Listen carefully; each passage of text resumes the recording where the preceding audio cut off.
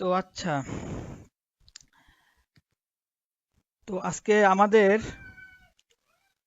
কোরআন learning class part 2। তো আমরা গতকালকে আলিফ বা তাসা থেকে শুরু করে সিন শিন পর্যন্ত পড়েছি। তো আজকে আমরা এখান থেকে শুরু করব, সদ থেকে শুরু করব। আচ্ছা, এটা হলো সদ। সদ। তো এটার উচ্চারণ আমরা জিহ্বার আগা থেকে করব, একটু চ্যাপ্টা করে। সদ। আচ্ছা, তারপরে এটার উচ্চারণ হবে বদ। বদ। হ্যাঁ, তো এটার উচ্চারণ আমরা জিহ্বার গোড়া থেকে করব। বদ, একটু শক্ত করে। বদ। তো তো দেখেন, এই দুই হরফের আকৃতি কিন্তু এক। তো আপনারা যদি এই অক্ষরের উপরে, এই সদের অক্ষরের উপরে যদি একটা ফুটা দেন, একটা নুক্তা দেন, তাহলে এটা বদ হয়ে যাবে। যেমন এই যে এটা, তাহলে কি বললাম? সদ। বদ। আচ্ছা, তারপর এটা হলো ত। ত। তো এটাও আমরা, এটার উচ্চারণ আমরা জিহ্বার আগা থেকে করব, তবে একটু মোটাভাবে করব। ত। ত। ঠিক আছে। তারপর এটা হলো ভ। ভ। তো এটার উচ্চারণ আমরা জিহ্বার আগা থেকে করব, তবে এটার উচ্চারণটা একটু পাতলা হবে। মোটা হবে ঠিক আছে, কিন্তু একটু কি পাতলা হবে। ভ। ভ। আচ্ছা, তো দেখেন এই দুই হরফের আকৃতি কিন্তু এক। তো আপনারা যদি এই হরফের অর্থাৎ তয়ের উপর যদি একটা নুক্তা দেন, তাহলে কি এটা জ হয়ে যাবে। যেমন এই যে এটা। আচ্ছা, তারপর এটা হলো আইন। আইন। তো আমরা আইনের উচ্চারণটা গলার ভিতর থেকে করব। আইনের উচ্চারণটা মুখ থেকে করলে হবে না, বরং গলার ভিতর থেকে করতে হবে। আইন। আচ্ছা, তারপর এটা হলো গইন। গইন। এটার উচ্চারণও আমরা গলার ভিতর থেকেই করব। মুখ থেকে করলে এটার উচ্চারণ হবে না, বরং এটার উচ্চারণ এটার উচ্চারণ আমাদেরকে গলার ভিতর থেকেই করতে হবে। তাহলে কি বললাম? আইন। তারপর এটা গইন। তো এই দুই হরফের আকৃতি কিন্তু এক। তো আপনি যদি এই আইনের উপরে যদি একটা নোক্তা দেন, তাহলে এটা গইন হয়ে যাবে। তো দেখেন, এখানে আমরা কয়টা হরফ পড়লাম? সদ, দত, ত, জ, আইন, গইন। তো এই ৬টা হরফের মতো বাংলায় কিন্তু কোনো শব্দ নেই। তো আমরা গত ক্লাসে প্রায় হরফের উচ্চারণ বাংলায় কিভাবে হয়, এটা আমরা জাস্ট একটা বোঝানোর জন্য বলে দিয়েছি। তো এটার উপর ভিত্তি করে কেউ আপনারা বাংলায় কোরআন পড়বেন না, কারণ বাংলায় কোরআন পড়লে এখানে অনেক সমস্যা আছে। এক তো হলো আপনার আরবিতে অনেক শব্দ আছে যেগুলা বাংলাতে নেই। যেমন এই যে আমি দেখাচ্ছি, এই যে সার মতো কোনো শব্দ বাংলাতে নেই। তারপরে আবার এই যে, জালের মতো শব্দ কোনো বাংলাতে নেই। এরকম ভাবে সিন শিন, সিন শিনের মতো শব্দ কোনো বাংলাতে নেই। তো এরকম ভাবে আপনার ওই যে সদ, দত, ত, জ, আইন, গইন, ফা, এগুলোর মতো কোনো শব্দ বাংলাতে নেই। তো যারা বাংলায় কোরআন শরীফ পড়ে, তারা তো কি এই সমস্ত হরফ উচ্চারণ করতে পারে না। তো এক্ষেত্রে আপনার অর্থের মধ্যে অনেক ব্যবধান সৃষ্টি হয়। তো তখন সব তো হয় না, বরং উল্টা আরো গুনাহ হয়। আচ্ছা, তো আমরা সামনে এসে দেখি, এটা হলো ফা। ফা। তো এটার উচ্চারণ আমরা বাংলাতে ফ আকার ফা এর মতো করতে পারবো। ফা। তো এটার উচ্চারণ করার ক্ষেত্রে আমরা আমাদের সামনের যে দুই দাঁত আছে, এই দুই দাঁতকে আমরা নিচে ঠোঁটের পেটের মধ্যে রেখে ফায়ের উচ্চারণ করব। ফা, ফা। আচ্ছা, তারপর এটা হলো কফ, কফ। এটার উচ্চারণ আমরা মুখের ভিতর থেকে করব একটু মোটাভাবে। কফ, কফ। এটার মতো কোনো শব্দ কিন্তু বাংলাতে নেই। আচ্ছা, তো এটা হলো কাফ, কাফ। এটার উচ্চারণ আমরা বাংলাতে ক আকার কাফ এর কাফ এর মতো করতে পারবো। কাফ। আচ্ছা, এটা হলো লাম, লাম। এটার উচ্চারণ আমরা বাংলাতে ল আকার লা, ম, লাম এর মতো করতে পারবো। লাম। তাহলে ফা, কফ, কাফ, লাম। আচ্ছা, এটা হলো মিম, মিম। এটার উচ্চারণ আমরা বাংলাতে ম রস্যই ম, মিম এর মতো করতে পারবো। মিম। আচ্ছা, এটা হলো নুন, নুন। এটার উচ্চারণ আমরা বাংলাতে আপনার নরস্যু, আহ, দন্তান্ন রস্যু, দন্তান্ন নুন এর মতো করতে পারবো। নুন। ঠিক আছে। তো আমি এগুলার আহ, বাংলায় উচ্চারণ কিভাবে হয় এগুলো আমি দেখাচ্ছি, জাস্ট একটু বোঝানোর জন্য, আর কিছুই না। আচ্ছা, আর এটা হলো ওয়াও, ওয়াও। তো আমরা ওয়া এর উচ্চারণ করব দুই ঠোঁটকে গোল করে, দুই ঠোঁটকে গোল করে আমরা ওয়া এর উচ্চারণ করব।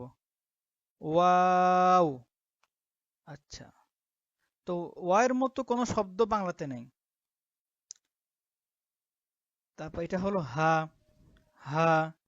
তো হা এর উচ্চারণ আমরা বাংলাতে হ আকার হা এর মতো করতে পারবো। হা।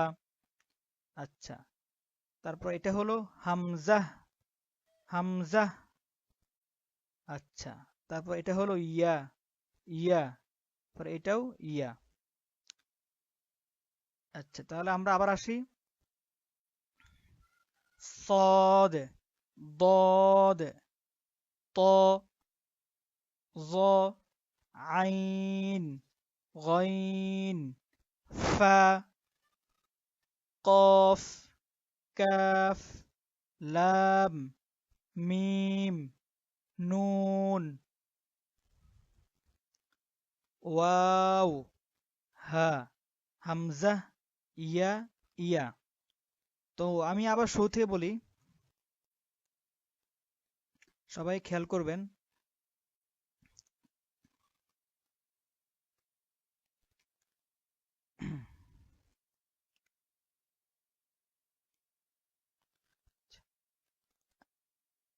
আলিফ, বা, তা, সা, জিম, হা, খ, দাল, জাল, র, জা, সিন, শিন, صاد، ضاد।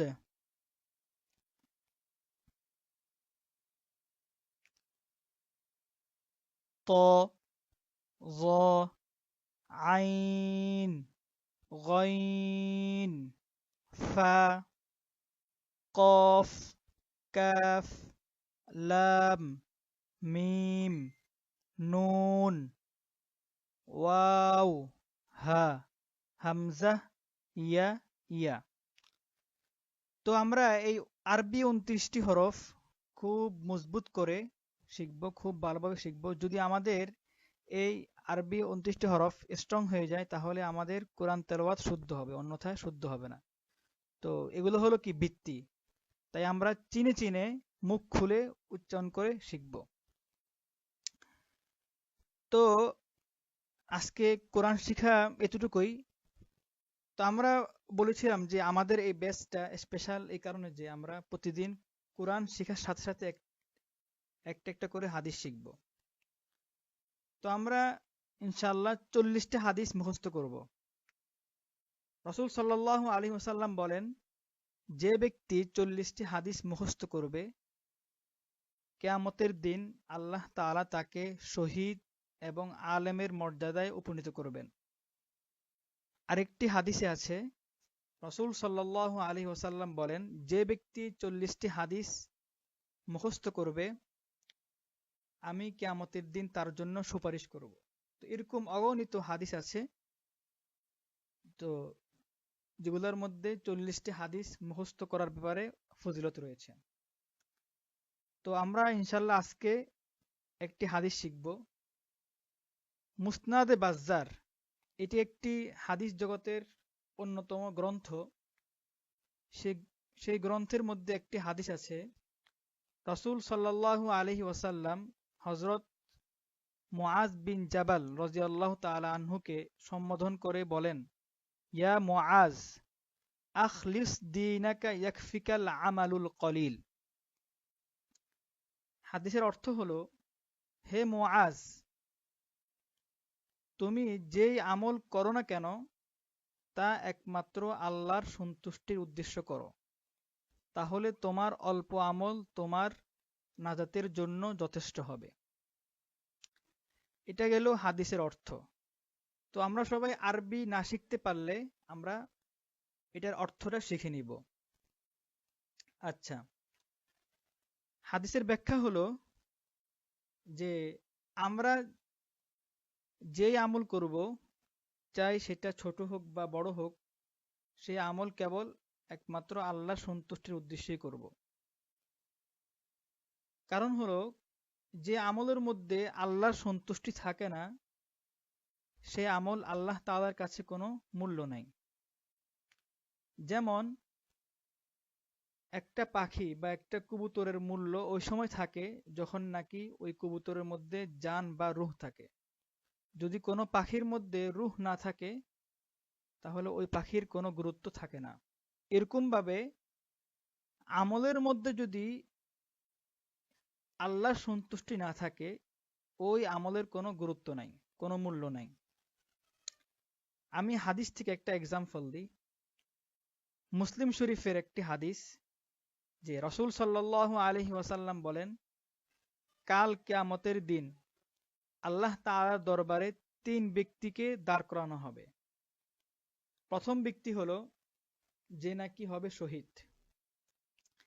আল্লাহ তাআলা তাকে প্রশ্ন করবেন, আমি তোমাকে দুনিয়াতে এত শক্তি দিয়েছি, তুমি তা কোন পথে ব্যয় করেছো? সে বলবে, হে আল্লাহ, আমি কেবল আপনার সন্তুষ্টির লক্ষ্যে, আপনার সন্তুষ্টির উদ্দেশ্যে আপনার দেওয়া শক্তিকে আপনার পথ জিহাদের পথে ব্যয় করেছি এবং শহীদ হয়েছি। আল্লাহ তাআলা বলবেন, তুমি মিথ্যা বলেছ, কারণ তুমি জিহাদ করেছো যাতে করে লোকেরা তোমাকে শক্তিশালী বলে, পালোয়ান বলে।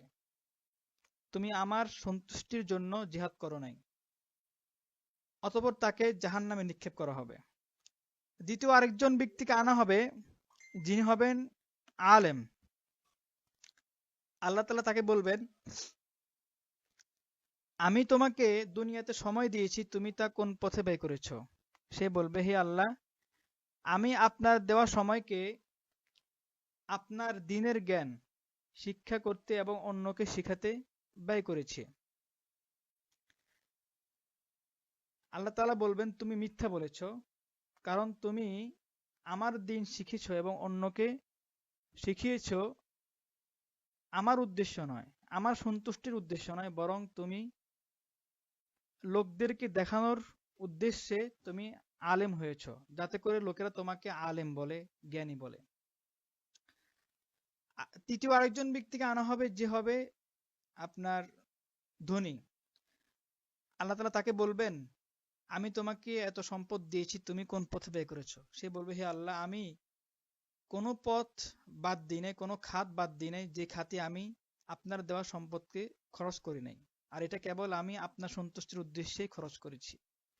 আল্লাহ বলবেন, তুমি মিথ্যা বলেছো, কারণ তুমি দান সৎকার করেছো যাতে করে লোকেরা তোমাকে দানবীর বলে, দানশীল বলে।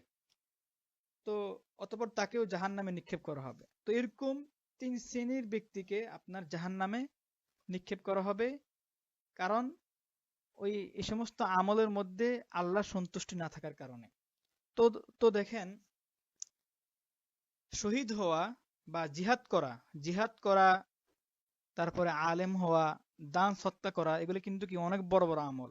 যে কেউ আপনার জিহাদ করতে পারে না, আবার যে কেউ আলেম হতে পারে না, আবার যে কেউ দান সৎকা করতে পারে না।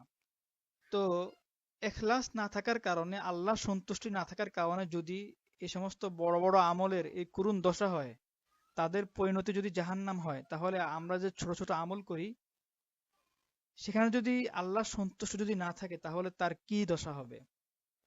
তো এই তো এই জন্য রাসূল সাল্লাল্লাহু আলাইহি সাল্লামের এই হাদিসের উদ্দেশ্য হলো যে আমরা যেই আমলই করব তা একমাত্র আল্লাহ সন্তুষ্টির উদ্দেশ্য করব।